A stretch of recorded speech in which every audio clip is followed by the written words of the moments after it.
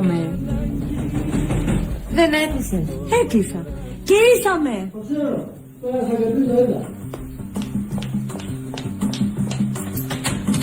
Και ήσαμε, κυρία μου.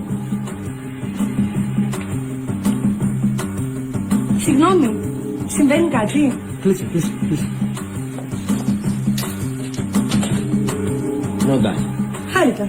δεν θα σε καθυστερήσω. Θα δίνεις ένα 30 το μήνα, θα έχεις το κεφάλι σου ήσυχο. Ούτε φασαρίες, ούτε τραβήγματα, ούτε τίποτα. Καθαρίζει για όλα ο Βαγγέλης. Εγγύηση. Δεν κατάλαβα. Προστασία και καλά. Αυτό. Σε κομμωτήριο. Παντού. Δεν κάνουμε διακρίσεις. Τι είναι κύριος, τι πλασιέ. Έρανος. Δώσαμε, κυρία μου, δώσαμε. Πως δώσατε και δεν εισπράξαμε. Σε ποιους? Σε κάτι άλλους. Ονόματα τώρα δεν θυμάμαι. Τους Αλβανούς. Ναι.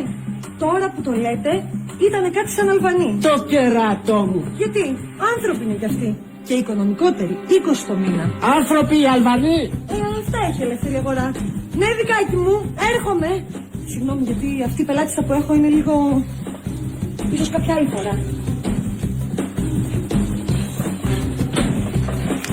Τι ήταν αυτό?